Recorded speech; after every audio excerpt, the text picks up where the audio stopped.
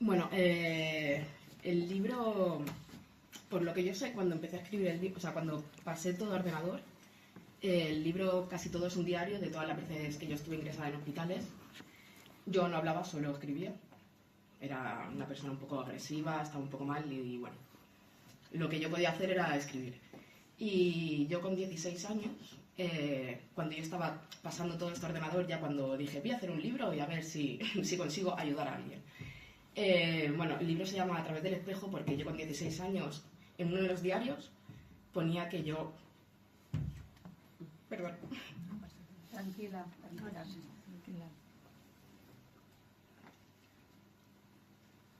Respira hondo, respira hondo.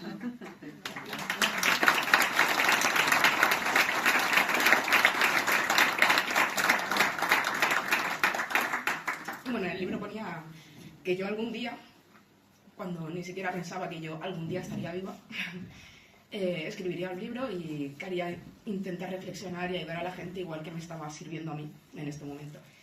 Y puse que el libro se llamaría A través del espejo. Y por eso el título del libro se llama A través del espejo. Y bueno, yo me decidí a hacer el libro, empecé a escribirlo sobre cuando tenía unos 23 años aproximadamente. Mi intención al principio era hacer como un poco de introspección también de mi día a día y que me había estado pasando y que me estaba pasando para yo tener ciertas actitudes, comportamientos y esa autodestrucción conmigo misma cada día.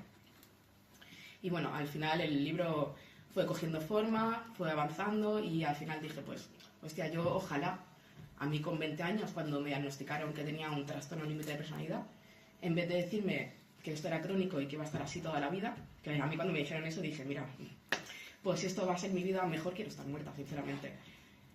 Entonces, ojalá en aquel momento me hubiera llegado un libro a mis manos, que hubiera visto que se puede estar muy mal, pero que si apuestas por ti, que puedes hacerlo.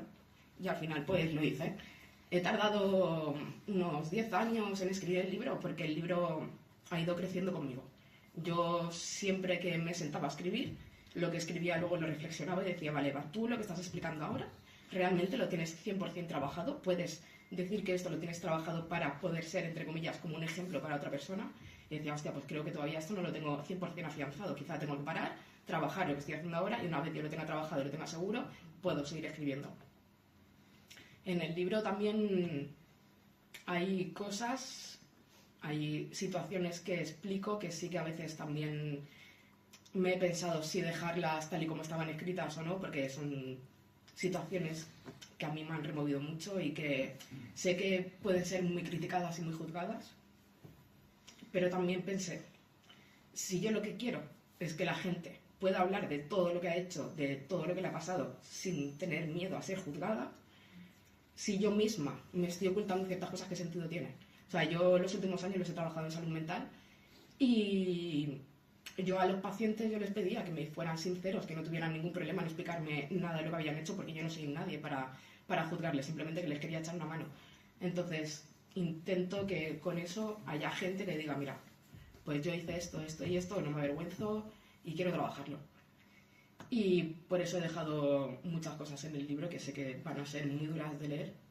Para mí lo han sido de escribir, que por eso también me he tomado mis tiempos. A veces explicaba cosas que decía, Dios, creo que necesito hacer un stop porque me está removiendo demasiado y tengo que trabajarlo primero. Y bueno, y el objetivo principal para mí ha sido, a nivel personal, ha sido un trabajo brutal porque cada vez que me lo he releído sí que he sacado cosas que sí que creo que tengo que seguir trabajando o que en ese momento tenía que seguir trabajando. Y sobre todo, creo que un trastorno límite de personalidad también es muy complicado de entender para uno mismo y para la persona que tienes al lado. Si eres familiar, si eres pareja, si eres amigo, creo que es súper complicado. Y lo he visto al final pues con mi familia, con mis amigos, con parejas que he tenido, que les ha sido muy complicado entenderme y yo misma explicar qué me estaba pasando. Y entonces pues intento que también las personas que están al lado puedan meterse un poco dentro de la cabeza de lo que le está sucediendo a esa persona, para que no se lo tomen muchas veces las cosas como algo personal. Yo muchas veces me he enfadado con mi padre o con mi hermana y no es que estuviera enfadada con ellos, simplemente que necesitaba echarlo por algún sitio. Y también cuando llegas a un punto en el que te piensas que eres la peor persona del mundo y que todo lo que te pasa lo mereces, pues intentas que las personas que tienes al lado también crean lo mismo y que si se alejan de ti, que sea porque te odian. No sé si me explico un poco bien. Al final lo que causa una persona cuando está enferma es un poco de rechazo, es verdad, y un poco eso. Y no sé bien qué más explicar, pero os voy a llamar ya. Venid para aquí conmigo. Bueno, aquí ahora van a subir Eva Atel, que fue mi terapeuta durante muchísimos años, y Alicia Clotet, que también estuvo también de terapeuta mío. Hola.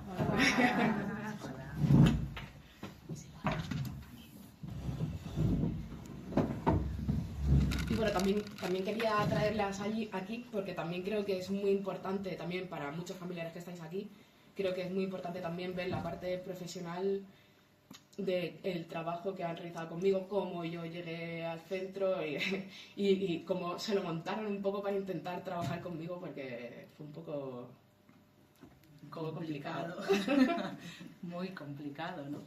Y porque, bueno, no sé, ¿no? A veces, ¿no? El título de terapeuta parece que, ¿no? Tenga que resolverlo todo, que lo sepamos todo y manejar, ¿no? A alguien, ¿no? Que venía, ¿no? Con tantísimos temas y, ¿no? Y con tanto dolor, era realmente muy complicado, ¿no? Y no solo manejarte a ti, también manejar a tu familia, ¿no? Que venían rotos, que venían, ¿no? Intentando dar apoyo y sin, ¿no? Sin que esto diera resultado, ¿no?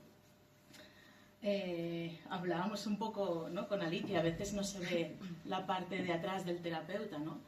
Y yo recuerdo perfectamente en la reunión de equipo cuando pusieron el caso sobre la mesa y la responsable dijo, ¿no? Este es tu caso, ¿no? Que yo dije, porque alguien cree que yo puedo ayudar, ¿no? Es decir, que también temblamos las personas que ¿no? Estamos al frente, nunca lo habíamos hablado, ¿eh? Sí, pero sí, vale. Pues todos ¿no? No son situaciones nada fáciles, ¿no? No sé muy bien qué se espera de nosotras. No, yo también en la misma línea. Me acuerdo cuando entraste en comunidad. No sé si te escucho. Sí, bueno, me acuerdo cuando entró en comunidad, ¿no? Y efectivamente todo el reto que implicaba para todo un equipo en un momento en el que, claro, vimos una parte de Eva en ese momento muy diferente a la que después fuimos viendo a lo largo de toda la historia. Yo hoy veía el vídeo y le decía, es Eva. ¿No? Había muchos momentos de Eva en diferentes momentos, ¿no? Y diferentes escenas, pero francamente Eva cuando llegó a comunidad entró en una situación muy límite, ¿no? La primera vez. Y me acuerdo que la situación, ¿no? El reto de todo el equipo era ¿qué, no? Bueno, yo creo que te hemos expulsado 3 veces, ¿no? Sí. Así que, ¿no? Conseguir mantener el vínculo a pesar de las expulsiones, pues no era nada complicado el manejo, el equilibrio entre las normas y el cuidar, ¿no? Sí, y las situaciones también complicadas muchas veces no solo el sufrimiento y el límite, ¿no? En el que veíamos a Eva o a la familia, sino también a veces la que queda el terapeuta, ¿no? O el profesional, porque sabes que es importante marcar el límite y posicionarte y ayudar desde allí, pero siempre conectando con una fragilidad y con un cierto miedo de bueno, ¿qué va a pasar después de esto? Sí, no, yo me acuerdo que yo iba a las terapias con Eva y a la que me decía algo que no me gustaba, cogía la silla, me levantaba y me iba. Sí, en alguna mía también, ¿eh? Y me iba, y yo creo que ya se quedarían pensando en plan de, bueno, ya llamará. Ya llamará, y volvía a llamar, siempre llamaban. Al final creo que también, o sea, he pasado por un montón de hospitales, he pasado por un montón de centros, he pasado por un montón de psiquiatras y de psicólogos, y creo que también lo importante es el vínculo que tú generas con la terapeuta o terapeutas que te están ayudando. Para mí, o sea, yo llegar a Fundación Salud y Comunidad, que es donde estuve ingresada en la comunidad terapéutica para adicciones, O sea, de hecho llevo las coordenadas aquí tatuadas de la comunidad terapéutica, porque para mí fue el sitio donde volví a nacer. O sea, yo llegué allí, yo me acuerdo del primer ingreso, que acabé expulsada también, pero estuve un mes creo que en la cama.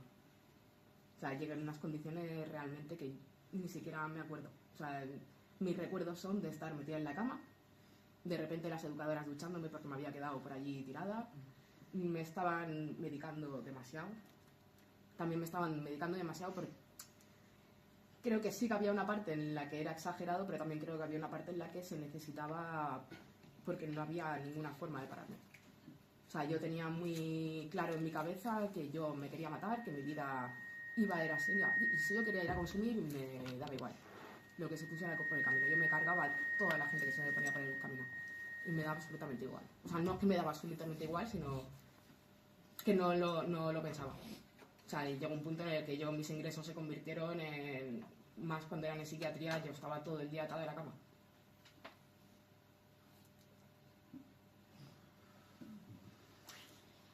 Bueno, hay muchísimas cosas, ¿eh? Sí. También hay mucha lucha. ¿no? Sí, ¿no? Es decir, que bueno, yo lo primero que diría es que estamos aquí, pero que no había, ¿no?, todo un equipo, ¿no?, de educadores, psiquiatras, ¿no?, gente de fin de semana, ¿no?, voluntarios, ¿no?, que se puede hacer un trabajo así cuando hay mucha gente acompañando, ¿no? Y que, ¿no?, que yo siempre me he sentido súper respaldada por el equipo. Cuando decidíamos algo lo decidíamos todos, porque el peso y el riesgo de suicidio éramos conscientes que era muy elevado, y cualquier decisión que tomábamos sabíamos que, ¿no?, estábamos jugando con tu vida y con el riesgo de que pasara algo. Es decir, que, ¿no?, que estamos aquí y que es verdad que seguramente somos las que hemos lidiado en las sesiones individuales, pero que hay muchísima gente, ¿no?, que se siente muy orgullosa de lo que has conseguido y que estuvo y que ha estado, ¿no?, ahí participando, ¿no? Y que es muy difícil estabilizar a alguien si no se trabaja en equipo, ¿no? Y yo creo que es lo potente, ¿no?, que ofrece el centro, ¿no? Salías de expulsar a un sitio, pero te podíamos recoger desde otro, ¿no? Y eso hacía, ¿no?, que también los mensajes pudieran ser claros, pero había un sostén. Y yo creo que esta es una parte importantísima. Sí, y otra también es la capacidad de lucha que siempre ha habido, ¿no? Tú, Eva, tú, Pedro, ¿no? Bueno, siempre. ¿No? Al final había momentos que nos marcábamos límites, pero siempre seguíamos allí porque siempre había una voluntad, ¿no?, de seguir, no había un me rindo. Y quizá una perspectiva, yo creo que una perspectiva de no mirar desde el diagnóstico, que está, y eso no significa que, ¿no?, lo hayamos obviado, sino mirar, ¿no?, a la relación, ¿no? Y mirar lo que, no tanto, ¿no?, lo que pasaba con tus crisis, sino que había detrás, ¿no?, ese ejercicio constante para entender y ayudarte a entender lo emocional, ¿no? A mí el tema del diagnóstico siempre me ha bailado mucho, ¿no? Ya sabes que no me gustaba nada, ¿no? Cuando yo escucho TLP, ¿no?, claro que está, pero me parece muy bien lo que has dicho, ¿no?, de que cuando le das la vuelta y no te quedas con el diagnóstico, sino que intentas recuperarte como persona, creo que es un cambio, ¿no? La actitud, la posición cambia totalmente. Yo tengo que decir que no había ninguna sesión en la que no tuviéramos ningún tema, es decir, siempre Eva traía temas, siempre traía escritos, siempre había, ¿no?, había muchísima producción, muchas ideas. Era difícil tener una línea, ¿no? Es decir, que abríamos un tema y no lo recuperábamos hasta el cabo de 3 meses, porque en el medio pasaban millones de cosas, ¿no? Pero que, ¿no?, eres una persona que constantemente estaba en pie, revisando, cambiando, ¿no? Y esta es una parte importantísima cuando uno está implicado en su tratamiento, ¿no? Y conseguir esto, conseguir que te implicaras, ¿no? Yo creo que también fue un gran cambio, ¿no? Alguna vez yo te había escuchado decir que las expulsiones te habían ayudado mucho, ¿no? Y tenemos, ¿no?, un compañero que dice que, ¿no?, que hay que tener mucha gracia para expulsar a alguien y que te dé las gracias, ¿no? Y ciertamente es así, ¿no? Hay que ser muy bueno para conseguir que te den las gracias, ¿no? Pero yo creo que las expulsiones, muchas de ellas te ayudaron a pensar. Sí, sí, sí, totalmente. O sea, a mí yo creo que lo que me venía súper bien es que ya me pusieron un límite muy claro. O sea, yo a mi padre siempre se lo voy a decir, que gracias por echarme de casa.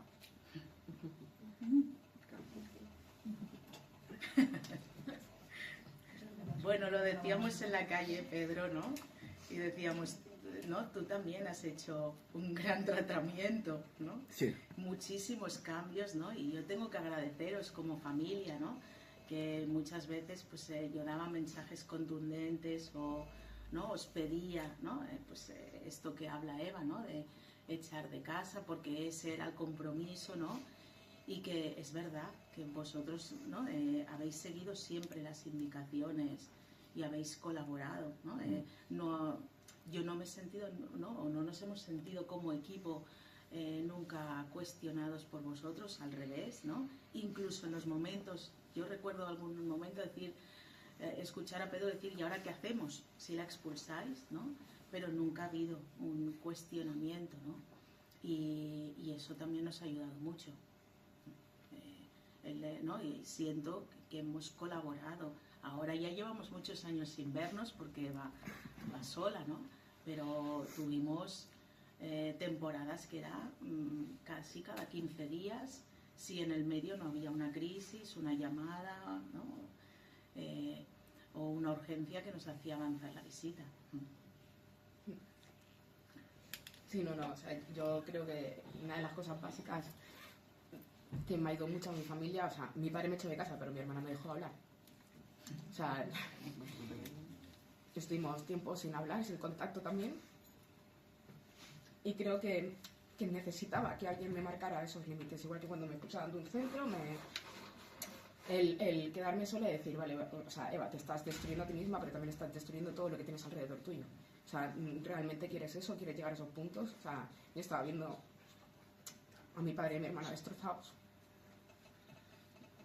Y luego también está la figura de mi madre. Yo con mi madre ahora mismo no tengo contacto desde hace unos cuantos años.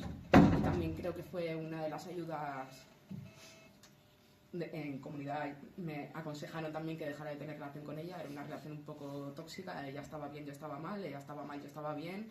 Y nos íbamos retroalimentando la una a la otra y al final decidimos dejar de tener contacto. Y creo que han habido en mi vida como situaciones en esas en las que se ha marcado el límite claro y era como que lo necesitaba, por mucho que me fastidiara, por mucho que yo no quisiera, por mucho que... Pero fue lo que me ayudó. A mí me ayudó mucho eso. Y también de mis amigos. También mis amigos en su día también me pusieron un límite muy claro. Y también perdí el contacto con ellos durante mucho tiempo. También yo como amigos también los estaba haciendo daño. Y ahora son personas que están ahí y pase lo que pase. Así que en verdad, gracias. Y bueno, y eso, no sé qué más. Si os parece, abrimos turno de preguntas. Sí. ¿Que alguien quiere preguntar alguna cosa? Hola Eva. Poneros cerca del micro, ¿eh? Pero se oye, ¿no? Sí. Te saludo y voy a leerme tu libro con ilusión. Mi pregunta es, ¿pediste tu ayuda o fue tu familia los primeros años o los primeros momentos más heavies que te empujaron a ello? Y con el tiempo te fuiste dando cuenta de manera espontánea o tú sola. Los primeros años, muchos primeros años fueron mi familia. O sea, yo cuando ingresé en la comunidad terapéutica la primera vez creo que tenía 21 años. cuando en una de las expulsiones de 15 días, antes de que me expulsaran definitivamente, mi padre ya tenía todos los papeles hechos para yo estar incapacitada. A mí me querían incapacitar con 21 años y no sé lo que hubiera pasado de mí, pero yo me acuerdo que mi padre me llevaba ya para el sitio donde era y me explicó qué es lo que iba a hacer y yo, o sea, no sé si es que casi me pongo de rodillas y le dije, por favor, no. O sea, no... Yo sí que me estaba viendo mal, pero siempre ha habido una parte mía que sabía que yo no merecía estar ahí. Y creo que es la parte esta que dice Alicia, en la que, o sea, yo lo mucho que me esforzaba y lo mucho que luchaba en matarme y en hacer cosas malas, ha sido lo mismo que luego invertí para yo estar bien. O sea, sé que la fuerza la tenía, pero había que, que cambiarla e invertirla en mejorar y en esforzarme por estar yo bien. Y realmente en tener claro que yo merecía ser feliz. Y hay una tus frase padres, de... Dime. y tu familia, Exacto, ¿no? exacto. Y hay una frase que pongo en el libro que digo, a pesar de todo lo malo y todo lo bueno que me ha pasado, al final ya soy una persona adulta y soy yo quien decide qué clase de vida quiero ahora. No me tengo que escudar en cosas que me han pasado cuando era pequeña, en cosas que me pasaron no sé qué, porque al final eso es victimizarme y no me ayuda a avanzar. Entonces yo, vale, o sea, sé lo que me ha pasado, entonces ¿qué hago? ¿Me hundo? No. Creo que no. Creo que hay que seguir. Entonces, a partir de muchos ingresos, yo ya luego me he dado cuenta que yo sí que necesitaba ayuda. Luego volví a centro y me volvían a expulsar. pero era así. Pero bueno, de cada ingreso se aprendían cosas, ¿no? Exacto. Y de alguna forma, ¿no? Allí se abrían, ¿no? Tú podías observar todas tus dificultades, ¿no? Podías ver, ¿no? De qué pasaba en las relaciones, qué pasaba con la autoridad, qué pasaba con las dependencias, ¿no? Con lo cual, bueno, ¿no? Es verdad, terminaban en expulsión, pero ¿no? Seguíamos trabajando con todo lo que estaba pasando, ¿no? Hubo una vez, es que ahora pensaba, una vez, A ver. que sí, el órgano de equipos estuvo decidiendo si se expulsaba a Eva o si se la enviaba a cuarta fase. Y me acuerdo que no se te expulsó y se te dijo, te vas de comunidad y pasas de fase. Luego me fui al piso y me expulsaron a la semana. Sí. Bueno, pues pero me acuerdo que en ese momento fue una apuesta, ¿no? Por algo diferente de... Esta vez. Vamos a hacerlo diferente. ¿Alguna pregunta? ¿Alguien? ¿Nadie? No, pero yo grito, no pasa nada. Pero si no, no te oyen los demás. El problema es que no, es que te oigamos todos.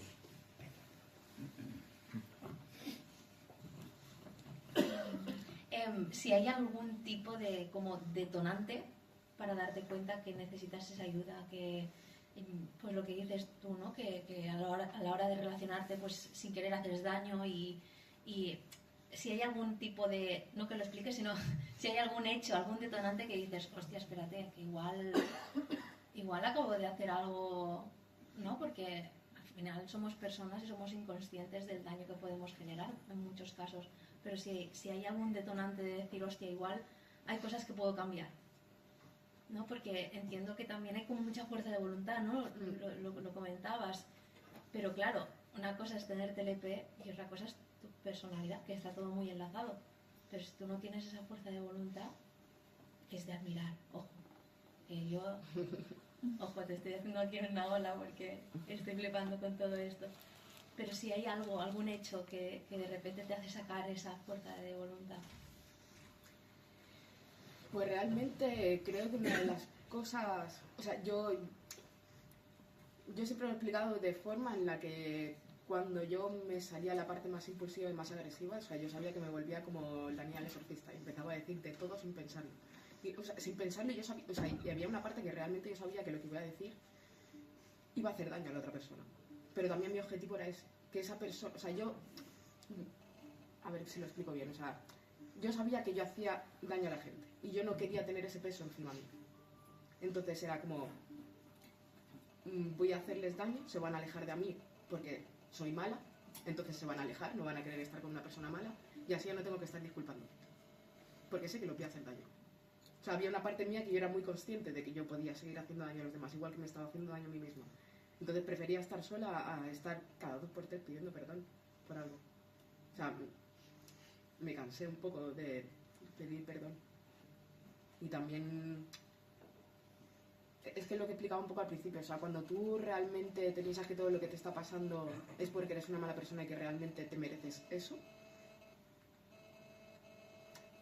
como que te boicoteas un poco a ti misma, ¿no? Y ya es como, yo soy así, le voy a demostrar a la gente que realmente soy así. Y aún como que lo intensificas más, no siendo consciente, pero de forma inconsciente sí que lo hacía. Y también hubo un punto... O sea, yo con 23 años tuve mi último intento de suicidio. Creo que de todos los intentos de suicidio que he tenido, en ninguno el objetivo final era matarme de verdad. O sea, sí que había una parte de no puedo más, pero... O sea, yo no quería matarme y si lo hubiera conseguido, la verdad que... O sea, no me hubiera arrepentido porque no hubiera podido, pero creo que hubiera sido una muy mala decisión. O sea, creo que cuando llegas al punto de me intento suicidar, no puedo más, es porque no puedo más. Pero no puedo más, no sé cómo voy a llevar mi vida, no sé cómo hacerlo, no sé cómo salir de aquí y te entra tanto agobio, tanta ansiedad, tanto que la única escapatoria que ves es decir, pues hasta aquí, ya está, paso. O sea, también en el proceso de recuperación es que ha pasado de todo, o sea, yo me acuerdo siempre una frase que me decía todo el mundo, era en plan de ten paciencia, o sea, antes las crisis venían cada día estaba con una crisis, ahora la crisis se va espaciando, ahora va siendo cada semana, luego va siendo cada 2, luego va siendo cada 3, luego va siendo cada mes, pero claro, o sea, tú también como o sea, yo como estaba, yo pensaba, digo, es que había momentos que me agobiaba mucho porque decía, por mucho que me esfuerce, por mucho que haga, siempre luego otra vez, y llega un punto en el que me cansé, con 23 años dije, me estoy esforzando todo lo que puedo, y de repente un día me levanté y la cabeza otra vez estaba del revés, ya con ansiedad, ya me veía mal, me miraba al espejo, no podía, intentaba salir de casa, ataques de ansiedad, arrancándome el pelo, mi padre viniendo a casa en plan de ¿qué te pasa? Vamos a intentar ayudarte, y yo no podía, no quería salir a la calle, no quería que nadie me viese, no quería hablar con nadie, lo único que quería era hacerme daño. Y yo era muy consciente de que yo cuando yo estaba mal, lo único que me salía era hacerme daño a mí. De forma, o sea, de todas formas, obviamente también hacía daño a los demás, pero o sea, mi objetivo no era hacer daño a los demás, sino hacerme daño. Y con 23, pues eso, tuve el intento más fuerte de suicidio que tuve. Y la verdad que cuando me levanté al día siguiente en la UCI, me puse a llorar. Y dije, casi. O sea, no... Me pasó de todo ahí. Aparte, me tomé muchísimas pastillas y no me sentaron bien. Me acabé cortando el brazo de una forma increíble. Casi me tenía que bajar el quirófano. Bueno, me tenía que bajar, pero no dio tiempo y se me quedó ahí. Pero luego cuando me levanté ahí en la cama dije, es que yo no quiero esto. O sea, ahora otra vez tengo que empezar el camino. Y yo no quería estar en esa cama de hospital. Yo lo que quería era seguir con mi vida. Pero es complicado, ¿eh? Es complicado cuando tu cabeza te está diciendo que no, y te levantas todo el día, tú intentas cambiar ese no por sí, pero es no. Y te quedas ahí metido y cuesta muchísimo. Y a partir de ahí dije, mira, yo apuesto por mí. O sea, también mi cambio cuando cambié de psiquiatría y me fui también a la comunidad terapéutica fue un cambio también muy significativo, porque en psiquiatría yo estaba... O sea, no sentía que recibía la ayuda que tenía que recibir. Simplemente que eran policías que a la mínima que hiciera me iba a ir atada de la cama, me iban a poner una sonda y me iban a dejar atada 3 días en la cama, mea y caga encima. Hostia, pues sinceramente, cuando a mí me hacían esas cosas en psiquiatría, la ayuda que luego me iban a ofrecer esas personas yo no la quería. Y a la que me desataras una mano, directamente te iba a meter otro puñetazo. O sea, me acabas de dejar un día entero o 2 días enteros atada en una cama, mea de cagada. O sea, y luego te tengo que agradecer. Y luego me vas a preguntar qué te pasa. No te lo voy a explicar, obviamente. Y cuando hice el cambio a la comunidad terapéutica, pues... O sea, la primera vez que estuve, sí que estuve un mes que estaba cao, no podía moverme casi de la cama. Y me acuerdo de Daniel Villanueva, que él me llevó a hacer una terapia al lado de la comunidad terapéutica. Hay una cascada por ahí. Y me acuerdo que me llevó allí, me sentó ahí delante y me dijo, mira todo lo que te has estado perdiendo este tiempo. Y yo veía el agüita caer por ahí, fluyendo, tan tranquila, y decía, hostia, digo, yo quiero esta tranquilidad, quiero esto. Y a partir de ahí, como fueron pequeñas cosas que en mi mente se fueron activando para decir, ¿por qué no tiras un poco por ahí? Inténtalo a ver qué pasa. Y eso. Yo me voy a tomar un café contigo. Si hablamos. Bueno, yo diría que hay todo un trabajo de construcción personal, de entender de dónde viene la rabia, de dónde viene el dolor, de gestión de sus emociones, ¿no? Es decir, que ¿no? Hablamos de la comunidad, pero es que ¿no? podía haber estado en millones de sitios porque había un trastorno de alimentación, ¿no? Los intentos de suicidio, ¿no? el abuso de sustancias, ¿no? Era ¿no? Realmente ¿no? alguien que venía muy rota, ¿no? Con una historia desde los 12 años de ingresos, ¿no? Con muchísimo dolor y que no conseguía entenderse, no conseguía entender por qué reaccionaba como reaccionaba, no conseguía entender ni ponerle nombre a sus emociones, ¿no? Hablábamos, ¿no? Había una dependencia emocional, es decir, Eva era una gran seductora y eso hacía que cada vez que estaba en comunidad, ¿no? Pues terminaba con una u otra persona del centro y eso complicaba muchísimo, ¿no? Las situaciones, porque en el fondo era una forma de parar lo emocional, de sentirse querida, de sentir que era alguien, ¿no? De subir su autoestima. Aquello terminaba no funcionando, volvía a romperse, ¿no? Y este era un equilibrio, ¿no? En el que, ¿no? o los lugares en los que podía equilibrarse para, ¿no? sentir que mínimamente se iba entendiendo, ¿no? ¿no? Y nosotros íbamos acompañando en ¿no? todas estas situaciones, haciendo lecturas, explicándole, pero también poniendo normas, es decir, entendiendo que, claro, si es que no lo puedes hacer de otra manera, ¿no? Te has enamorado de alguien que ¿no? con un poquito, con una inyección de autoestima ya te has subido al cielo, ¿no? Pero este alguien está igual de destrozado que tú y no vais a poder acompañaros, ¿no? Y era ¿no? entender y hacerle entender a ella por qué funcionaba como funcionaba, con el límite de esto no puede pasar en el centro, porque los grupos se rompen, porque no podéis hablar igual, porque ¿no? de alguna forma ¿no? Pues, ¿no? hay todo un juego que te despista de lo que estás trabajando, que te desconecta de tu dolor emocional, ¿no? Y este era un equilibrio, ¿no? en el que estábamos, ¿no? Es decir, íbamos subiendo ¿no? ¿no? Que en la escalera iban cambiando cosas, pero ¿no? Si no se descompensaba la alimentación, ¿no? había toda una crisis con la imagen, si no era la imagen era ¿no? que había aparecido una nueva persona, ¿no? y era ¿no? un constante ¿no? Que ella utilizaba para equilibrarse, ¿no? y que la llevaban ¿no? de nuevo a la frustración, ¿no? al dolor. Yo creo que hay una historia de infancia, ¿no? que te rompe, ¿no? y que cuando tú puedes entender, y que además me ha parecido súper bien lo que decías, yo creo que hay que abrir la herida y la abrimos muchas veces, ¿no? esa herida se tiene que curar, ¿no? Cuando hablamos de la distancia con tu madre es algo que ¿no? No ha sido nada sencillo y que ha llevado muchas idas y vueltas, mucho dolor, mucha rabia, ¿no? Y ¿no? en ese ¿no? en esas idas y venidas, en ese dolor, en ese abrir cicatriz, en ese volver a cerrar, ¿no? iban pasando millones de cosas, ¿no? que ponían en riesgo ¿no? que ponían en riesgo tu vida, ¿no? Yo le preguntaba a Alicia, ¿no? ahora hablabas del intento de suicidio y nosotros también recordamos algunos en comunidad, ¿no? quizá no tan graves como el de 23 años, pero que ¿no? hacía que ¿no? Pues muy a menudo en terapia decidiéramos no tocar o no abrir determinados temas porque conocíamos el riesgo o pensábamos que podíamos poner en riesgo, ¿no?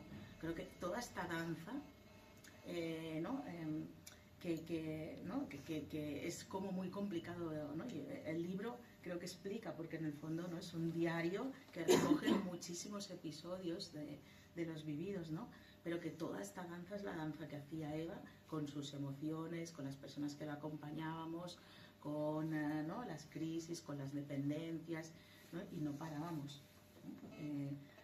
Era, ¿no?, un constante, siempre, ¿no? Siempre pasaba algo, ¿no? Algo donde sujetarse, algo donde, ¿no?, donde de alguna manera romperse, ¿no? Pero que también yo diría que esta lucha es lo que ahora, ¿no?, ¿no?, hace que estemos delante de una persona súper fuerte, es decir, a nivel de autonomía, a nivel de, ¿no?, ¿no?, lo que ha hecho con los estudios, con su formación, lo que hace con las decisiones personales que toma, la manera en cómo las toma, ¿no? Hace mucho tiempo que no nos vemos, pero cuando nos vemos siempre le digo, es que ya no me necesitas, lo haces tú sola, ¿no? Porque es así, ¿no? Las últimas sesiones eran un poco así, ¿no? Vas tú sola. Sí. Es decir, toda esa lucha, que en el fondo es una lucha que todos como personas hacemos, ¿no? Es decir, que probablemente no la vivimos con la misma intensidad que ella la vivía, ¿no? Estaba muy rota, pero es una lucha que todos tenemos que hacer en nuestras vidas, ¿no? Pues toda esa lucha hace que a día de hoy, ¿no?, pues si pasáramos un test, yo siempre pienso que no puntuarías como una TLP. Tienes capacidad para contenerte, tienes capacidad para, ¿no?, para relacionarte, tienes capacidad para ser empática, ¿no?, para manejar tu vida sin crisis, ¿no? Has estado en un hospital, ¿no?, con pacientes psiquiátricos, ¿no?, con los que has conectado, ¿no?, y no te has roto, ¿no?, has podido sostener su dolor. Yo creo que, ¿no?, pocas personas podríamos decir que nos podemos situar en tantos escenarios sin romperlos o con la capacidad de autonomía que tú estás demostrando, ¿no? Pero bueno, ¿no?, que esto ha sido una danza que ella hacía consigo misma y con todas las personas que la rodeábamos, ¿no? Y de cada uno iba aprovechando, ¿no?, o iba sacando, ¿no?, en función de lo que sucedía, distintos aprendizajes, ¿no? Yo no me siento la única, yo, ¿no?, creo que, ¿no?, ha habido muchísima gente que ha pasado y que ha dejado, ¿no?, muchas huellas, y bueno, ¿no?, el resultado es este, ¿no? ¿Más preguntas? Ahí detrás hay alguien que quiere preguntar. Hola, yo quería preguntar más a las terapeutas un poco. Me gustaría preguntar cuál sería como la cosa que destacaríais, la pregunta o la propuesta que le hicisteis a Eva para que ella cambiara esta negatividad por esa positividad. Si podríais decir qué cosa. Y también aparte, me gustaría preguntar también qué cosa creéis que se hizo mal y que podría no haberse hecho.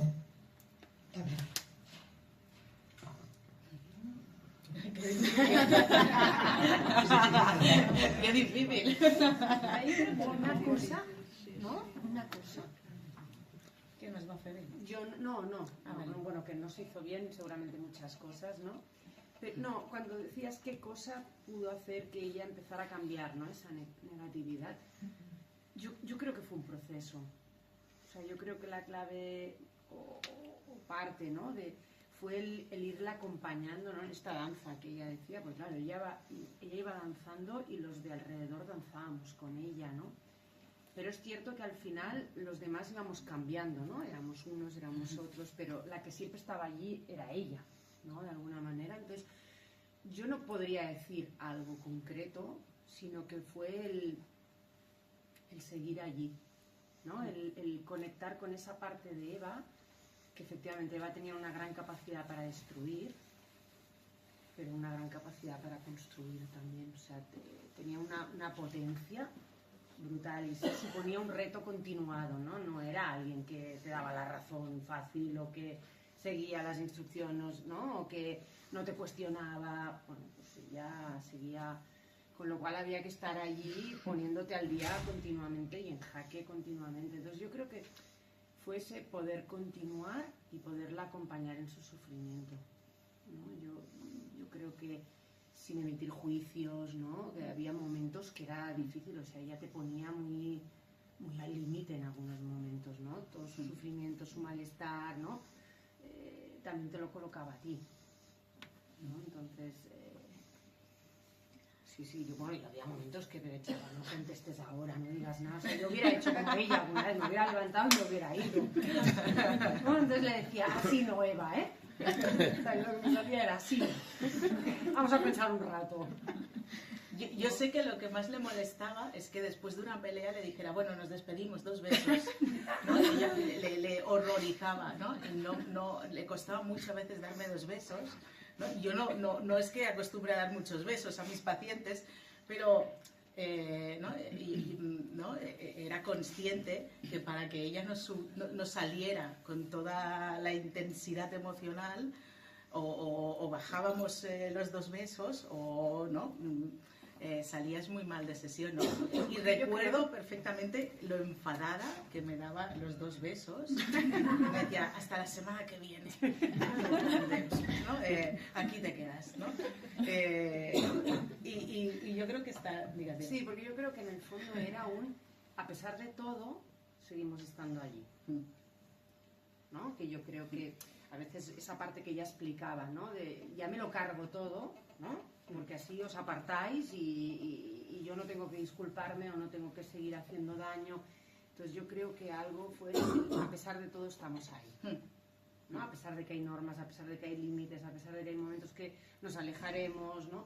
Pero estamos ahí, ¿no? Y pues eso, y 2 besos y nos volvemos a ver el siguiente día, todas más calmadas. Yo, por ejemplo, eso, trabajando en psiquiatría, yo lo he aplicado mucho. Yo, por ejemplo, he estado 4 años trabajando en una planta de infanto juvenil y de agudos.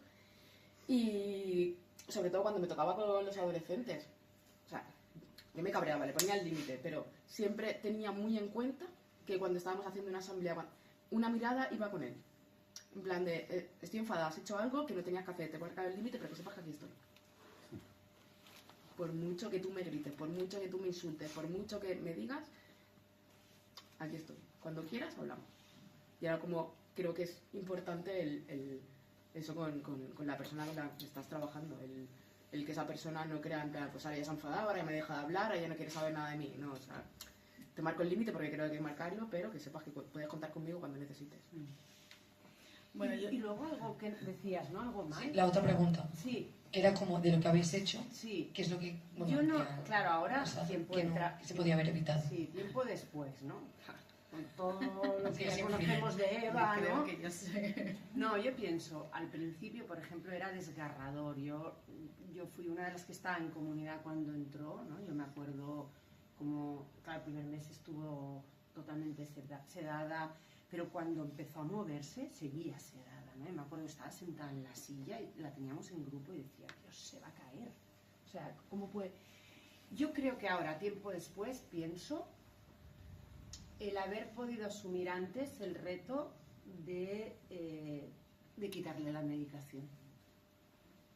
Lo que pasa es que hubo mucho miedo, porque el riesgo, ¿no?, de lo que podía ocurrir era muy elevado. Eva en ese momento tenía una fuerza brutal, ¿no? Claro, entonces ahora, tiempo después, ¿no?, y viendo y cuando trabajamos toda esa parte, ¿no?, en el fondo tú lo que quieres es dejar de sufrir, no morirte, porque ahora en ese momento no lo sabes. Y luego que en comunidad no solo estaba Eva, ¿no? Hay 27, 30 personas más. Y el impacto de alguien que se destruye desmonta un grupo, ¿no? Con lo cual muchas de las decisiones que tomas a veces no pueden ser solo la mirada individual, tienes que, ¿no?, mirar y proteger al grupo y mirar y proteger al equipo. Pues porque el que se queda de educador de fin de semana, que no tiene, ¿no?, un soporte de todo el equipo, pues también tiene un riesgo o asume un riesgo muy alto cuando tiene que manejar a una paciente que puede, ¿no?, hacer un intento, ¿no? Con lo cual, sí, es verdad, pero que no son decisiones muy fáciles de tomar, ¿no? Hay que pensar en muchísima gente y también en la familia, la responsabilidad, como cuentas que has tomado una decisión y que no ha salido bien, ¿no? Ese es un peso muy grande que a menudo no se... no, parece que, ¿no? Que no está, ¿no? Y ¿no? Es un peso muy grande. Muchas de las decisiones que tomamos han salido bien, pero podían no haber salido bien. Y tú tienes que explicar, ¿no? Y te juegas una denuncia si has tomado una decisión incorrecta. Con lo cual, bueno, sí. Yo quiero pensar que, ¿no? Como no decidimos nunca en individual, sino que hay, ¿no? Toda la mirada de, ¿no? Un equipo muy grande, y a menudo la mayoría de casos están supervisados por un supervisor externo, pues quiero pensar que esa mirada en colectivo hace que se nos escapen pocos detalles, o que valorarlos los hemos valorado, a veces no se pueden sostener todos. Pero que también es mucha responsabilidad, ¿no? Tú coges la vida de un desconocido y, ¿no? Y te dicen, arréglala, ¿no? Y estás, ¿no? Yo a veces estaba 1 hora solo a la semana con Eva. Claro, ¿no? Tocas algo e intentas que no, ¿no? Que ella se recomponga, pero puede no pasar, ¿no? Es complicado, ¿no? Yo creo, ¿no? que lo potente del equipo en el que yo he trabajado es el compromiso que todos hemos tenido. Yo creo que diría de todos mis compañeros, ¿no? Y cuando a veces alguien se ha enfadado con algún educador o se ha enfadado, ¿no? Con alguien que ha hecho una intervención inadecuada, diría que es muy probable, ¿no? Y yo la primera, pero que todos y cada una de las personas con las que yo he trabajado han tenido un compromiso muy elevado. Muchas veces no se ve lo que nos pasa, ¿no? Pero una vida acompañándote, nos han pasado millones de cosas a nosotros que no se notan, ¿no? Y lo que yo diría es que el compromiso cuando tú trabajas con pacientes con este riesgo tiene que estar por encima de todo, y diría que ese es el punto fuerte, ¿no? ¿No? Creo que el vínculo, ¿no? Lo que ha hecho que nos dieras credibilidad es que conseguimos generar un vínculo, y por eso el vínculo nos permitía hacer y deshacer, echarte, expulsarte, premiarte, ¿no? O ¿no? Cuando querías que te expulsáramos, pues te dimos otra oportunidad, ¿no? Es decir, que yo diría que lo potente es el vínculo.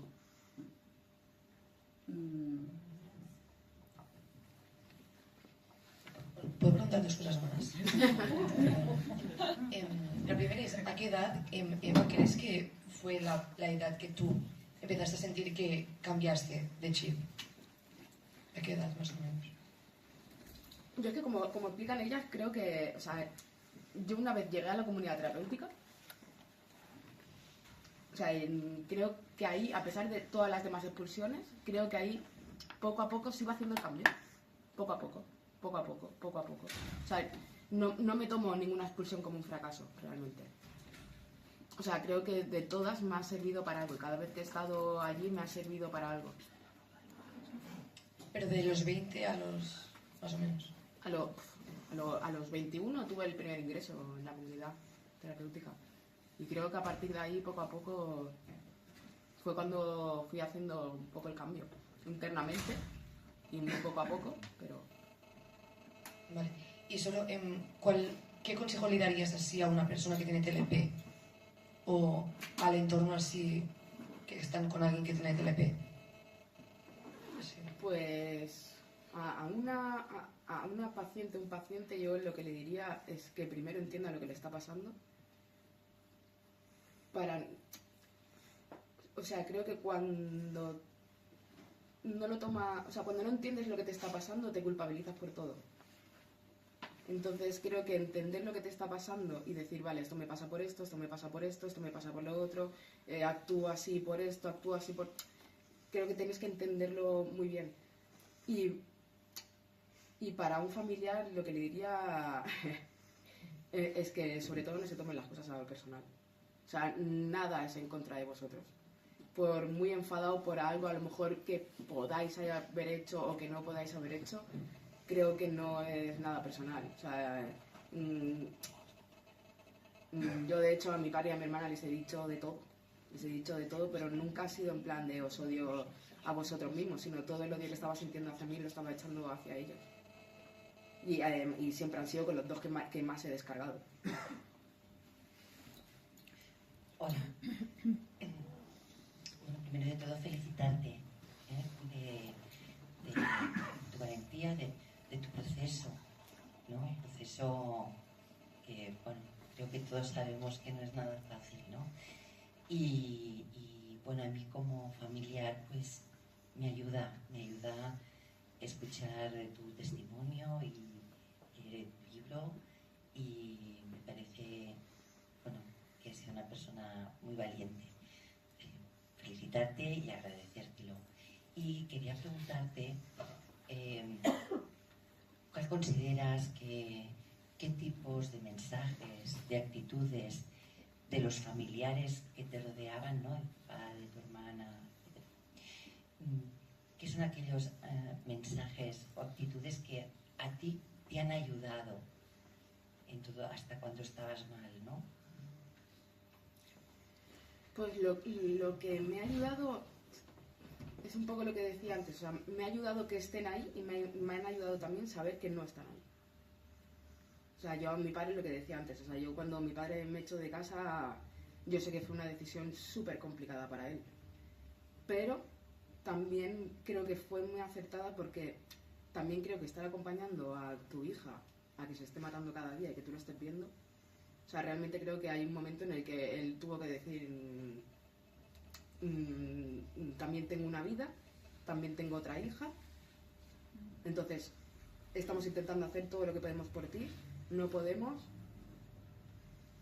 tengo una vida y creo que eso es complicado, pero al final creo que quedarte al lado de alguien que lo estás intentando y al final el que acaba hundido eres tú, creo que hay que poner el freno y decir, mira, si te quieres hundir, húndete tú, por mucho que seas mi hijo y por mucho que duela decirlo, porque al final yo era muy consciente de que si me echaba de casa habían dos opciones, o que yo remontara o que me matara al día siguiente, y él, aún sabiendo eso, lo hizo, y oye, salió bien, podía haber salido mal, pero salió bien, y creo que a mí lo que me vino bien fue eso, en plan de que estuvieran y que no estuvieran.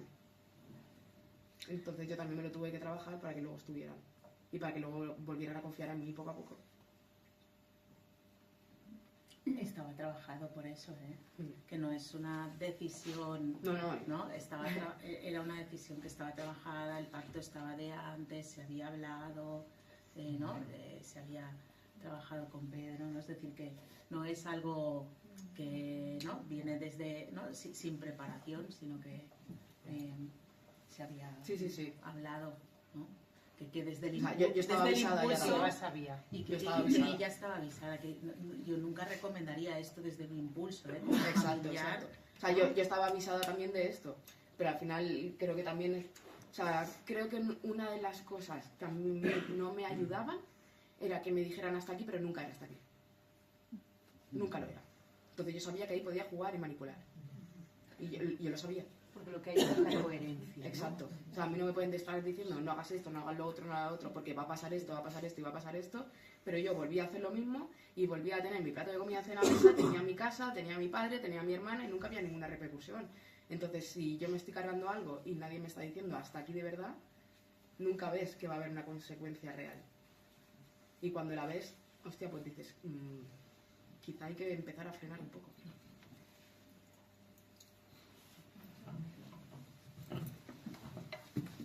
Intento no llorar, porque hace muy poquito que me han dicho que tengo rasgos de TLP y me veo muy reflejada en ti. Y te quería preguntar qué tan importante fue para ti entender que no eras la única persona, ¿no? Como que eso era algo que le podía pasar a más gente, que no era nada que estuviera mal en ti y que simplemente era algo que podía funcionar mejor. ¿Me puedes No. Eh, Vale, lo intento. Vale. ¿Qué tan importante fue para ti el entender que eso tenía una forma de leerse, ¿no? Que había algo que no era solo que tú no estabas, o sea, a lo mejor desde mis sensaciones como, joder, estoy fatal, no sé hacer nada, vaya mierda, no sirvo para nada, ¿no? Porque no sabes, no puedes funcionar de una manera útil, o para así decirlo, que tú te entiendas, ¿no? Entonces, pienso que cuando por alguna cosa, porque lees algo, porque escuchas a alguien, porque te lo dicen por primera vez en terapia o lo que sea, y reconoces que eso es algo que le pasa a más gente, que tiene una forma de verse y que tiene una forma, que probablemente es lo que no tienes, forma en tu vida, que tanto eso es un punto que empieza también a ayudarte, ¿no? A hacer un proceso. Hombre, ayuda un montón. Y por eso al principio del libro también decía que ojalá yo en mi día hubiera recibido un libro y hubiera leído, hostia, le ha pasado también todo esto, pero al final bien, ¿sabes? Y yo creo que para mí, o sea, yo cuando me diagnosticaron yo empecé luego a leerme, a buscar un montón por internet, que era el TLP, que estaba pasando vídeos por YouTube, o sea, necesitaba entender también que no era a la única que le estaba pasando, porque cuando estás en el hoyo te piensas que solo lo estás pasando tú así mal, que no hay nadie más que te entienda, que no, y no es así. O sea, hay un montón de gente que lo están pasando y realmente también, como decía un poco ella, o sea, creo que lo que a mí me pasaba le puede pasar a todo el mundo, simplemente que también en una intensidad muy diferente. O sea, yo siempre he dicho, yo cuando estaba triste no es que estuviera triste, es que me quería matar directamente. Y cuando estaba alegre no estaba alegre, estaba eufórica. Entonces, también necesitaba entender las emociones mías. Y decir, vale, siento esto, no pasa nada. Yo cuando estaba triste no sabía gestionarlo. En plan, estoy triste, Dios, ¿qué pasa? ¿Qué pasa? Y ahí me estaban saltando todas las alarmas. Y me acuerdo que ella me decía, pero tranqui, quédate en el sofá, viendo la tele. No pasa nada, todo el mundo tiene un día que está triste. Pues oye, te coges una bolsa de palomitas, te pones a ver una peli tonta como hace todo el mundo cuando está triste, se pone la película más triste del mundo, más moña del mundo. ¿Sí o no? O sea, y eso, pero creo que sí que entender que lo que te está pasando a ti no es nada diferente a lo que le puede estar pasando a otra persona. ¿Sabes? También creo que llega un punto, al menos a mí me pasó, que de tantos ingresos, de pasar contactos profesionales, al final yo misma me enfermaba más. ¿Sabes? ¿sabes? Desde que empezaste a hacer las primeras terapias o estar acompañada, ¿crees que el estigma de la salud mental ha cambiado? Porque yo recuerdo que las primeras veces que escuché TLP, además no se decía TLP, que suena un poquito mejor, ¿no? Era el borderline y decía, Dios, eso no. Y hace muy poco, como un par de años, conocí a una chica que en algún momento hizo alguna gestión conmigo, que yo me cagué en todo, y alguien me dijo, bueno, es que tiene TLP. Y yo dije, pero me seguía sonando raro, ¿no? Entonces creo que también es importante, ¿no? Como esos cambios de ese sello, ¿no? De tener algo en salud mental, que es, como han dicho los terapeutas, ¿no? Que al final todos tenemos algo, ¿no? Todos tenemos unos procesos emocionales que no siempre nos son fáciles de resolver y que algunos tienen un nombre y otros son la vida misma, ¿no? Pero que no son tan lejanos. Y no sé si desde tu proceso has visto mucho cambio alrededor, ¿no? De poder decirlo, de más gente que lo dice o de más información, y si eso también es algo que has podido observar. Pues si te digo la verdad, yo cuando empecé a trabajar en psiquiatría me tuve que poner un punto en la boca muy grande, porque realmente se trabaja muy mal con los trastornos límite de personalidad. O sea, y de todos mis compañeros, a la que ingresaba alguien que tenía un trastorno límite de personalidad, ya está, el limitazo ya ingresado. Hostia, pues no sé, yo me frustraba mucho, porque era en plan de, Dios, o sea, no cambia la forma de trabajar, al menos en la parte más de psiquiatría, no más cuando juntas la parte social, ¿no? Pero cuando estás trabajando en una unidad de psiquiatría se trabaja fatal con las personas con trastorno límite de personalidad. O sea, son como los que están peor de la planta, son los que menos quieren tratar con ellos, y eso hay que cambiarlo, Porque al final, y yo he tenido discusiones con compañeras mías, en plan de, es que es imposible que tú vayas a ayudar a esta persona cuando el concepto que tienes sobre esta persona es que es un pesado, es que es un manipulador, que vale, que sí que lo son, pero en principio tú eres el profesional y eres el que no tiene que juzgar, el que tiene que ayudar y el que tiene que escuchar. Entonces cuando te están tratando así y tú sabes que te están tratando así Y encima que se escucha, o sea, en un control de enfermería se escucha todo. Se escucha todo, absolutamente todo. O sea, y a mí a veces que yo estaba trabajando me da vergüenza. O sea, estar ahí sentada con el cristal puesto, los pacientes por ahí pasando y la otra diciendo el tepetazo. Hostia, pues no sé, míratelo, a lo mejor el problema lo tienes tú ahora mismo, ¿sabes? Y realmente, o sea, yo al final del libro hago como un poco de reflexión también sobre los trastornos mentales. Creo que todavía que hay muchos prejuicios, hay muchos tabús, no se puede hablar. Tú dices que tienes un trastorno mental y la gente ya te está mirando raro. Y eso es así. Y ya puedes estar bien, ya puedes estar mal, que a mí me ha pasado. Yo de decir o de contar a alguien mi historia ya me está mirando chungo, o ya me está tratando diferente. Entonces, eso tampoco ayuda. Si yo estoy intentando salir de un sitio y me están tratando... o sea, trátame como una persona. Primero soy persona. O sea, luego ya todo lo que me venga detrás, pero primero soy una persona y quiero que me trates con respeto. Supongo que eso también hace que la gente no vaya a pedir ayuda, ¿no? O sea, si yo siento que no estoy bien, que no lo puedo hacer sola y sé que en el momento que yo pida ayuda y me den un diagnóstico, aunque los demás no lo sepan, yo me siento marcado por algo que los demás van a ver mal, creo que eso tampoco ayuda, ¿no? Como que eso es desde arriba, pero también desde abajo, ¿no? Como que las personas dejemos de tener ese rollo de, es esto, ¿no? Como esas etiquetas que estigmatizan tanto. Sí. No, es así, y cuesta muchísimo quitar la etiqueta. Y también cuando la etiqueta te la pones tú misma. O sea, hay muchas veces cuando he estado trabajando en psiquiatría, cuando he hecho las asambleas con los niños, a lo mejor empezaba a hablar una niña, yo soy anoréxica. No, yo le decía, no, tú te llamas Marta y tienes un trastorno alimentario. Pero hostia, que tú ya, no, soy anoréxica, tu carta de presentación es que soy una anoréxica. Entonces así, o sea, de la misma forma que tú te estás tratando, también te van a tratar los demás. O sea, si yo soy Eva y, oye, he tenido un trastorno de hipersexualidad, he tenido un trastorno de alimentación, de drogas, de lo que sea, pero me estoy presentando como una persona que, oye, que se conoce, y aunque no te conozcas, sino que te trates tú bien a ti, también marca mucho también cómo tú te ves a ti misma, porque también es lo que desprendes. Bueno, yo creo que no era algo que sucedía, ¿no? Con Eva, que de estar tan institucionalizada, ¿no? Tú ya tenías tus diagnósticos y ya funcionabas, ¿no? Con tu diagnóstico, con esa carta de presentación, ¿no? Y que eso también es un riesgo, ¿no? A veces es justifico lo que he hecho porque soy una TLP, ¿no? Claro, ¿no? Entonces ya te estás poniendo en un lugar, la gente te visibiliza de una determinada manera, ¿no? Y ese también fue un trabajo que cambiamos, ¿no? Tú no te puedes presentar como una drogodependiente, no te puedes presentar como una TLP. Nadie, cuando conoce a nadie, a una persona nueva, se presenta, ¿no? Explicando todo lo negativo, ¿no? Y en cambio, ¿no? Cuando uno ha pasado por, ¿no? por centros o ha pasado por ingresos, ¿no? Lo que hace es, la carta de presentación es mi trastorno mental, ¿no? Con lo cual, ¿no? Esa era estratégicamente, ¿no? Decíamos que, ¿no? Esto no es una buena estrategia, ¿no? Respecto a los trastornos mentales, yo creo que deberíamos, ¿no? O el usuario que lo recibe debería pedir, ¿no? Que se le explicara bien qué significa ese diagnóstico. No deberíamos quedarnos solo con la etiqueta. La etiqueta nos sirve a los profesionales para entendernos, para describir a quién tenemos, para simplificar realidades, porque nos permite ir mucho más rápido y manejarnos mucho más rápido, ¿no? Pero esa etiqueta explica muchas cosas y deberíamos tener, o sea, tenemos la obligación de explicarlo, pero también, ¿no? Aquel que la recibe, ¿no? Que recibe la información debería, ¿no? Pedir, y tiene todo el derecho a pedir que se le explique bien qué significa, ¿no? Y al final, yo creo que es el resumen, ¿no? Vivo las cosas de una forma más intensa. Ok, pues vamos a aprender a hacerlo distinto o vamos a sacarle un provecho.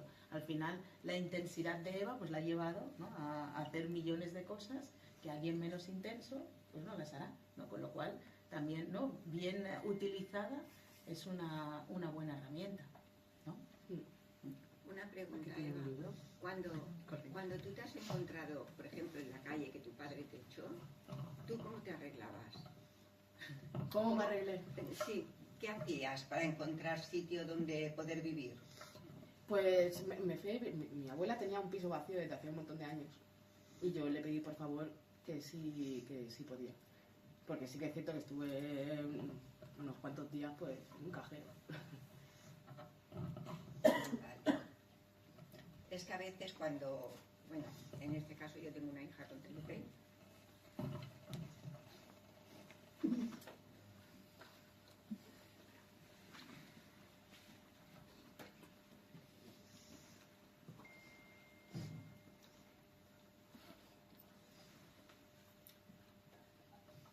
Ella lleva tiempo que está fuera de casa.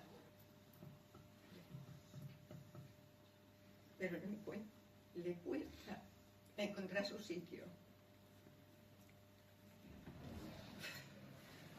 Y eso me preocupa. Y no es bueno que esté en casa. ¿Vale? Entonces ella siempre se siente un poco como desplazada. Se siente mal. Y luego tiene un problema de que no encuentra nunca, pues donde, o sea, llega a un sitio y dura poco, 15 días y fuera. Llega a otro sitio, lo coge y 15 días fuera. Y ahora mismo está en una pensión. Entonces, claro, yo me siento mal. Pero es que ella no arranca. No. ¿Qué consejo le podrías dar? Al principio sí que me sentía muy mal, porque no entendía el porqué. Pero gracias a esto quiero curarme y quiero entenderme, quiero ser feliz y dejar de sufrir. He tenido malas decisiones porque sentirme querida y he ido con gente que está en el mundo de las drogas. He salido y a partir de ahora toca más entenderme y quererme. Bueno, estamos aquí las dos y parecemos dos magdalenas. Jolines. Y estoy en ese proceso. Ahora es lo que tú has dicho, ¿no? Que si sé hacerlo tan mal, también puedo hacerlo muy bien. Seguro. Y sé que puedo. Seguro, seguro. Y felicidades. Felicidades a ti también por haber salido de droga. Le está costando. Bueno, es súper complicado, ¿eh? Le está Es súper costando, complicado, pero súper complicado. Le pasa lo que cuando ella va a buscar pues una habitación de alquiler o lo que sea, le piden que si está trabajando, ella no está trabajando. Tiene una paga, pero no está trabajando. Entonces, claro, porque no está preparada todavía para trabajar, porque no se ve capacitada. No. Entonces... No es eso, es que he tenido malos... Yo he trabajado, pero he tenido últimamente, por las drogas, la gente, las parejas, he tenido un bajón muy, muy grande. Y yo misma, como no me entiendo, tampoco sé remontarme. Entonces me conformo con un hueco. Pero yo supongo que más adelante podré y lo conseguiré. Mira, y hay una frase que me dijo Eva, la primera vez que me expulsaron de la comunidad, me acuerdo que me senté contigo y me dijiste, ¿tú qué estás dispuesta a hacer para ser feliz? Y para mantenerte abstinente. Dije, de todo. O sea, estoy dispuesta a todo, sea lo que sea. O sea, y eso lo tienes que valorar tú y reflexionar tú. Estoy dispuesta a hacer lo que sea necesario. O sea, creo que no estoy capacitada para trabajar, pero bueno. Tampoco va a hacer terapia porque dice que no, que no sé por qué. Pruébalo. O sea, créeme que puedes hacer un montón de cosas. Puedes hacer un montón de cosas, pero las tienes que decidir hacerlas tú. Y mantenerte ahí. Y te vas a ir mal a la primera, y a la segunda, y a la tercera, y a la cuarta, y a la quinta, y a la 20. Te vas a ir fatal, créeme. O sea, pero al final tienes que tener paciencia contigo. Tampoco se puede arreglar en 2 días todo lo que se estaba haciendo mal durante un montón de años. Y no sale bien, y no sale bien muchas veces, pero al final sale. Y si sale y se vuelve a torcer, pues bueno, pues ya volveremos otra vez. Es bueno vivir solo, ¿verdad? Sí. Sí. Es muy bueno. También piensa que cuando yo, por ejemplo, cuando estaba mal, ni cocinaba, ni me duchaba, ni iba a comprar, ni limpiaba, ni no sé qué. Entonces también está muy bien que te lo haga alguien. porque tú ya no te vas a mover. En cambio, cuando estás sola, va a llegar un momento en el que dices, o sigo viviendo en la mierda, y oliendo mal, o sin comer, o sin nada. Entonces, también el sentimiento de tú sentirte dependiente y de que puedes hacer las cosas por ti mismo, y de que eres útil y de que eres capaz, también ayuda muchísimo. Yo ya llevo varios años en la calle, viviendo sola. He tenido mi piso, lo perdí por las drogas, y es que de mal en peor. Y ahora ya me he cansado, quiero estar bien. Y llevo un año que lo estoy haciendo bien. Lo que pasa es que me falta mucho, y lo sé que me falta. Poco a poco, eso poco a poco, de verdad. Porque es que no se puede hacer más rápido. Y por mucho que quieras ir más rápido, encima te vas a frustrar más. Sí.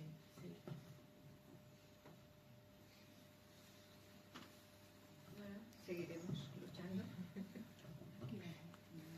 ¿Alguien más? Por aquí. Pasar.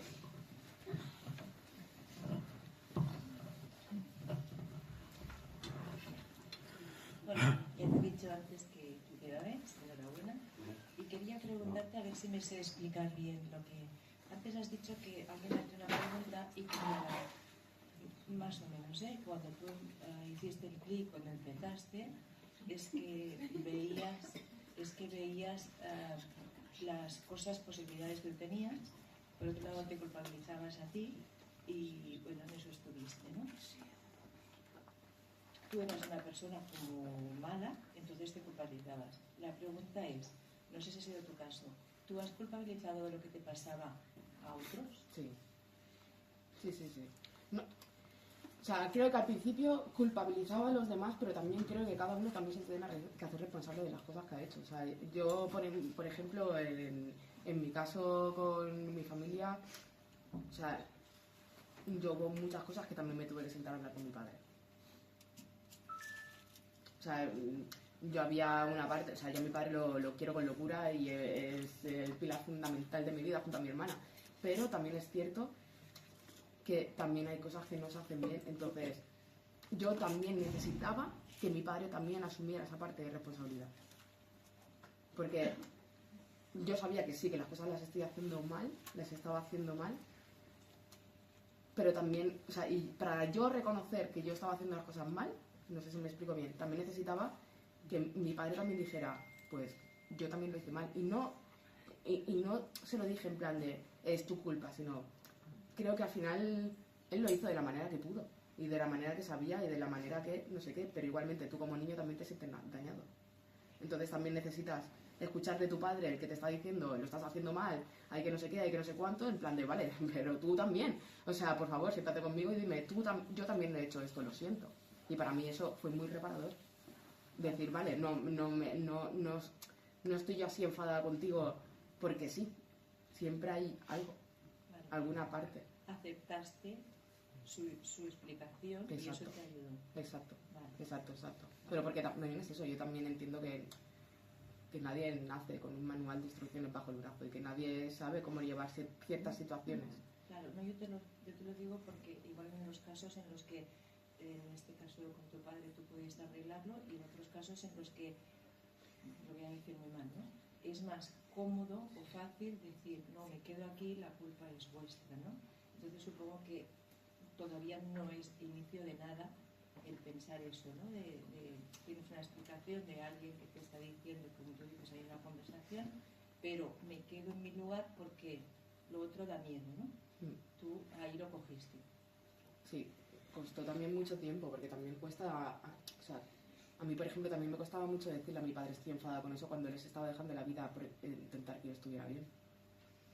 Y duele decirle estoy enfadada contigo por esto y hay una parte que ahora mismo te odia a muerte. O sea, a mí me costó muchísimo el sentarme con él a hablar de eso. También era un trabajo que íbamos haciendo, ¿eh? Cada vez que había una crisis, la lectura que hacíamos en terapia es tenéis un tema pendiente, tenéis que poder hablar de esto, cuando os podáis sentar a hablar de esto, ¿no?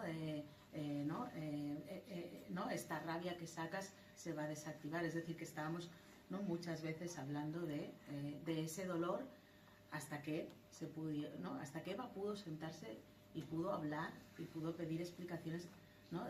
No por una recaída o no desde la rabia, ¿no? Sino de adulto a adulto, ¿no? Y yo creo que aquí, ¿no? El padre de Eva siempre ha sido muy generoso y siempre muy generoso, muy humilde, ¿no?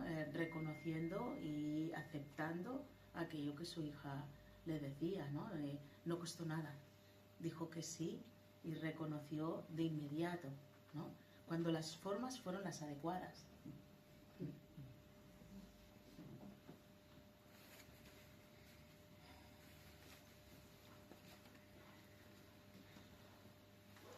Perdona la pregunta.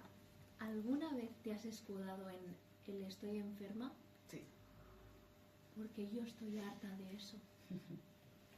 Sí, sí, sí. O sea, y es una baza que utilizas, ¿eh? O sea, por eso también creo que no... que no sé cómo explicarlo.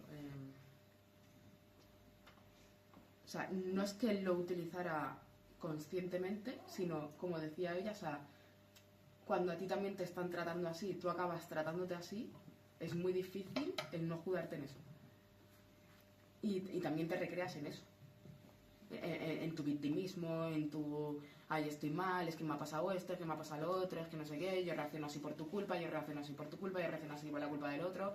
O sea, vas quitando, vas echando la pelota fuera cuando realmente el problema lo tienes tú. Y la que se tiene que mirar dentro eres tú. Entonces...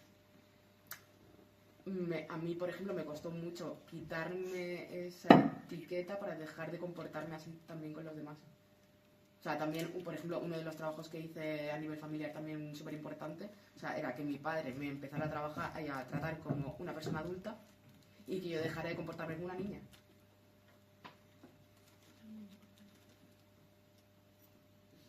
Es que claro, hay un punto, yo formo parte del entorno, hay un punto que es está todo justificado,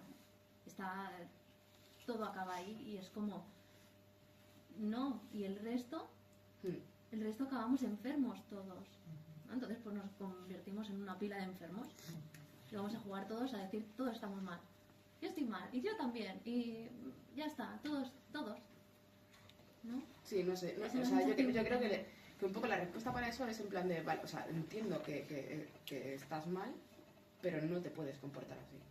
Y si te sigues comportando así, yo me voy a ir. Porque si no, al final lo acabas enfermar esto. Y algo importante, ¿no? Te lo aguantan en casa, pero fuera no. Con lo cual, ¿no? No te están ayudando, ¿no? Es decir, que ese comportamiento te lo permite pues tu padre, tu hermana, ¿no? Tu madre, ¿no? Pero luego no te lo permite un jefe, no te lo permite un amigo, no te lo permite una pareja, con lo cual no puedes construir absolutamente nada. Efectivamente, no puedes avanzar, ¿no? No puedes crecer. Porque delegas todo el peso.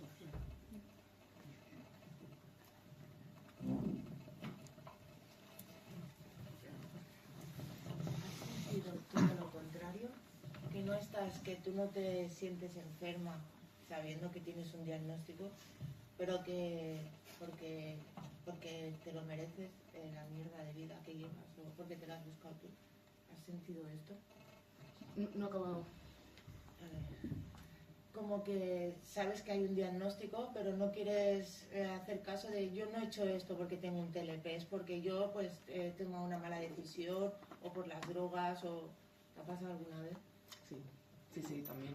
O sea, obviamente hay muchas decisiones que sabes que tú a lo mejor intentas vender la moto de no, es que no.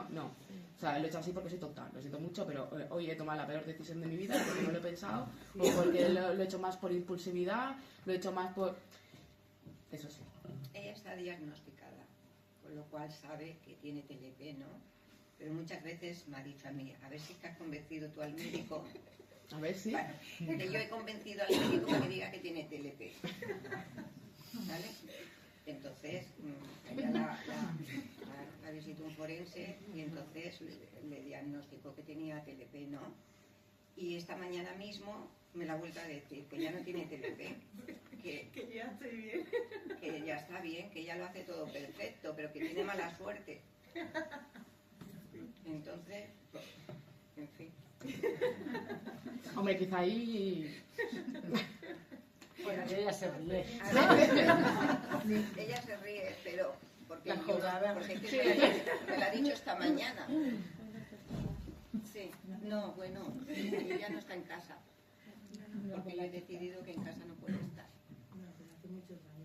Muchos años, ¿sabes? Bueno, esta es otra, que confunde las cosas, ¿sabes? Pero bueno. ¿Cuántos años hace? Bueno, ahora no vamos a explicar el repertorio, pero que te quiero decir que ella confunde las edades, de cuando se fue de casa, las veces que porque ha estado ingresada muchísimas veces en muchos centros, y entonces ella salió de casa a los 21 años, pero ella dice que está en la calle desde que tiene 15, o sea que, bueno, vamos así. Y entonces ya no discutimos, porque bueno, lo que diga, ya está. Porque es una discusión Bueno. continua. Yo, un último atraco a Eva. Han habido gente que quiere que les firme ese libro. El momento de famoseo. Tengo el dedo un poco mal, lo aviso. O sea, Mal día. Sí, Mal día para el dedo mal. Sí, no, tengo un X aquí, ¿sabes? Ahí un poco... Por una X. Bueno, déjame aquí, así ya. ¿No? Gracias.